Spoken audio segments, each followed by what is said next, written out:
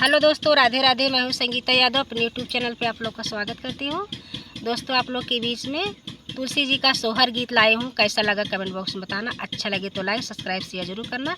ज़्यादा से ज़्यादा वीडियो को सपोर्ट करना दोस्तों। फुल वॉच करके देखना वीडियो, तभी आप लोग को आनंद आएगा सोहर का। धन्यवाद।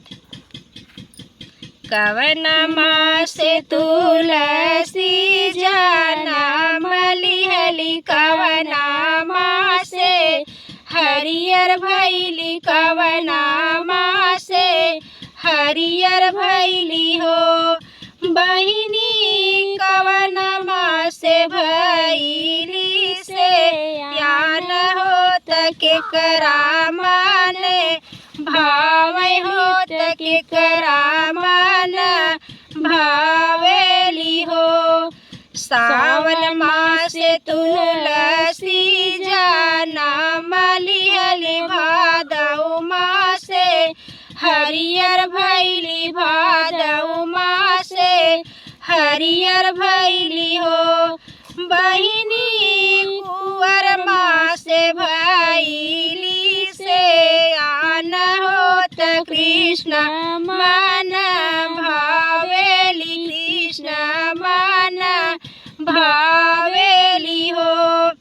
कवन महीनावा के दिनवा होत तुलसी के बियाह भइले, तुलसी के बियाह भइले हो।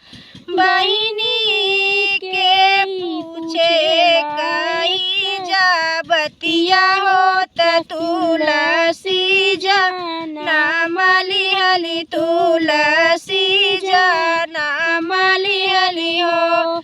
बहिनी के पूछे लायक बतिया होत कैसे तुलसी जन्म ली, कैसे तुलसी जन्म ली हो।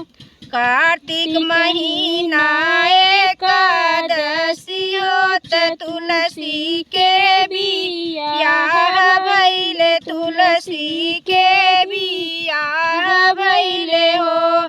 बहिनी पंडित पूछे लायक बात होत कैसे तुलसी जन्म ली, कैसे तुलसी जन्म ली हो। बहिनी पंडित पूछे लायक बात होत कैसे तुलसी जन्म ली, कैसे तुलसी जन्म ली हो। दोस्तों, वीडियो बहुत बड़ा हो जा रहा है, इसीलिए छोटा ही गा रहे हैं। तो आप लोग को सोहर गीत कैसा लगा कमेंट बॉक्स में बताइएगा। धन्यवाद। और खांसी भी आने लगी एक लोग को।